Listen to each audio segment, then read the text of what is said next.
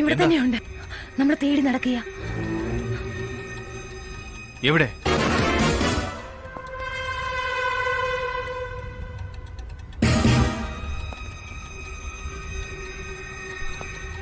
അവൻ നിന്റെ സൈഡിലേക്കാ വരുന്നത്, നോക്കണ്ട.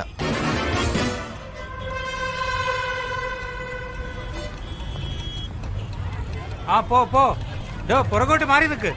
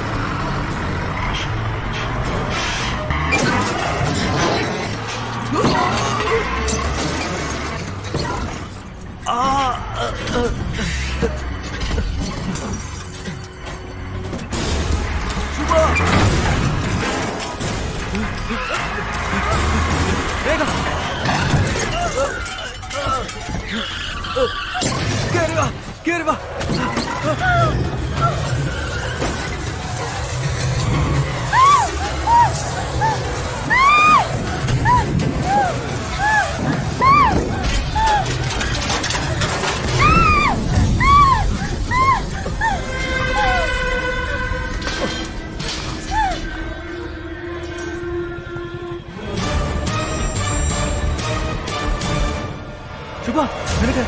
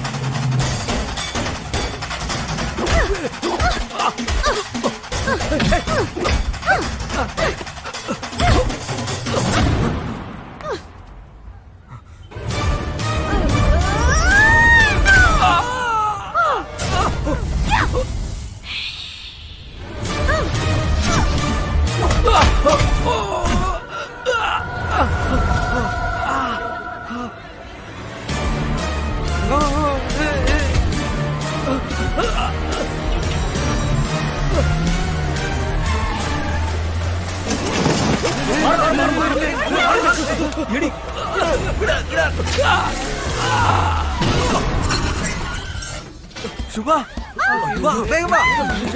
വാ, കേറ്, കേറ്. വേഗം പോ, പോ. വേഗം, വേഗം കേറ് ശുഭ. കേറിക്കോ.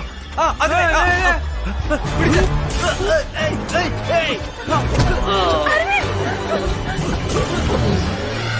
വിടാ,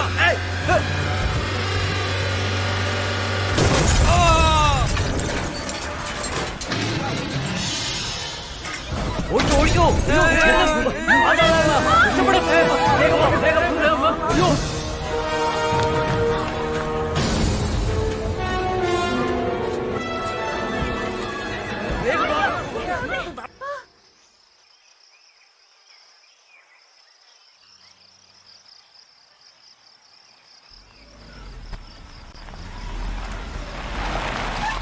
ശുഭ ഫോൺ ചെയ്തിരുന്നോ? അവൻ ഹോസ്പിറ്റലിൽ വന്നിട്ടുണ്ടായിരുന്നത്രേ. വലിയ പ്രശ്നമാണെന്ന് തോന്നുന്നു. ഞങ്ങളോട് വരാൻ പറഞ്ഞു.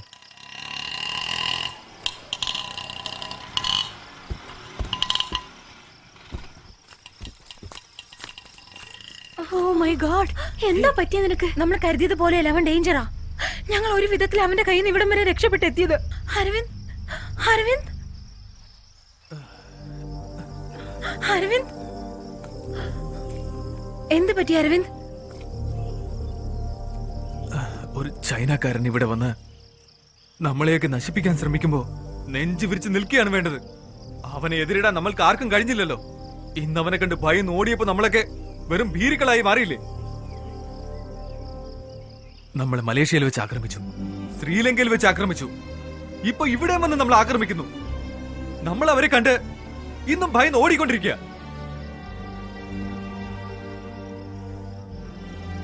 അങ്ങനെയൊന്നും ഇപ്പൊ ചിന്തിച്ചിട്ട് കാര്യമില്ല അരവിന്ദ്. ധീരത എന്താണെന്ന് ഈ ലോകത്തിന് കാണിച്ചത് നമ്മളാണെന്നല്ലേ പറഞ്ഞത്? എന്നിട്ട് നമ്മൾ ഭീരുക്കളെ പോലെ ഓടുകയല്ലേ? തിരിച്ചടിക്കണം. അവൻ ഈ നാട്ടിൽ നിന്ന് ജീവനോടെ പോവാൻ പാടില്ല. വേണ്ട അരവിന്ദ്, ഈസ് ടു പവർഫുൾ. അവൻ എതിർത്ത് നമുക്ക് ഒരിക്കലും ജയിക്കാൻ കഴിയില്ല. അതെ, കഴിയില്ല.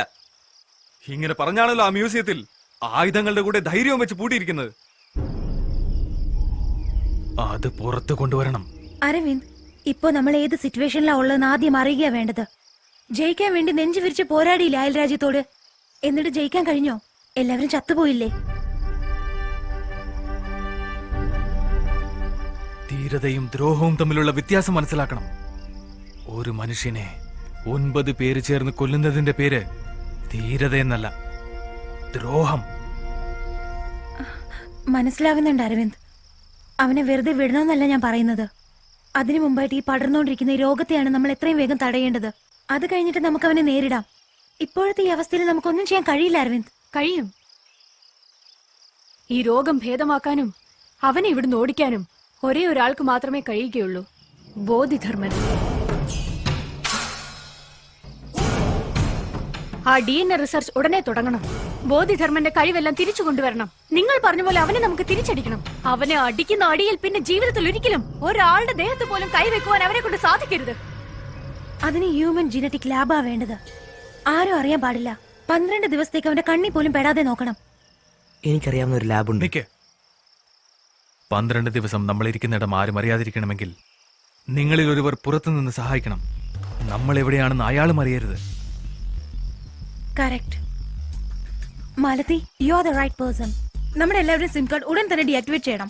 2 പുതിയ സിം കാർഡ്, ഒന്ന് നമ്മൾക്ക്, ഒന്ന് മാലതിക്ക്. നമുക്ക് ആവശ്യമുള്ള സാധനങ്ങളെല്ലാം മാലതി ആയിരിക്കും കൊണ്ടുവരുന്നത്. എന്നാൽ അവൾക്ക് പോലും നമ്മൾ എവിടെയാണെന്ന് അറിയാൻ കഴിയില്ല. അതെങ്ങനെയെന്ന് ഞാൻ പറഞ്ഞു തരാം. മാലതി, നിന്റെ ഫോണിലെ സിം കാർഡ് ആദ്യം കളഞ്ഞേക്ക്. നാളെ പുതിയ സിം കാർഡ് വാങ്ങിച്ചു തരാം. Okay, all the best. ഇനി ആ ലാബ് എവിടെയുള്ളെന്ന് വേഗം പറ. ഇത് അടയാർ പാലം, ഇത് ഗാന്ധി മണ്ഡപം, ഇത് ക്യാൻസർ ഇൻസ്റ്റിറ്റ്യൂട്ട്, ഇതിന്റെ നടുക്കുള്ളത് IIT ക്യാമ്പസ്. അശ്വിൻ പറഞ്ഞ സ്ഥലം ആ കാണുന്നതാണ്. IITയുടെ പുറകിലായി ഒരു വലിയ കാടുണ്ട്. IIT മുഴുവനും 650 ഏക്കറാ. ഇതിൽ 450 ഏക്കർ വലിയ കാടാണ്. സിറ്റിയിൽ ഇത്രയും വലിയ കാടുള്ള കാര്യം ആർക്കും അറിയില്ല. അത് കോമ്പസസ് ടെക്നോളജി സെന്റർ, ഇത് മിഷൻ ഡൈനമിക് സെന്ററാ. ഇവിടുന്ന് 4 കിലോമീറ്റർ മാറിയാണ് ജനറ്റിക് എഞ്ചിനീയറിംഗ് ലാബ് ഉള്ളത്. അവിടേക്കാണ് നമ്മൾ പോകുന്നത്. 12 ദിവസത്തിനുള്ളിൽ ആരെങ്കിലും വരികയാണെങ്കിൽ? ഇല്ല സർ, ഭാഗ്യം കൊണ്ട് സെമസ്റ്റർ ഹോളിഡേ ആണ് സർ. നെക്സ്റ്റ് 18 ഡേയ്സ് ക്ലോസ് ആയിരിക്കും. അവിടെ ഉള്ളതെല്ലാം ജർമ്മൻ എക്യുപ്മെന്റ്സാ.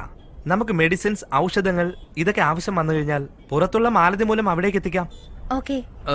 അശ്വിൻ എപ്പോ വരും? ലാബിന്റെ കീ എടുത്തോണ്ട് നമുക്ക് സിം കാർഡ് എല്ലാം വാങ്ങിയിട്ട് രാത്രി 11 മണിക്ക് വരും. എല്ലാവരും സിം കാർഡ് ഡീആക്ടിവേറ്റ് ചെയ്തല്ലോ? ആ അതെല്ലാം ചെയ്തു. ഓക്കെ, വരൂ എന്നാ.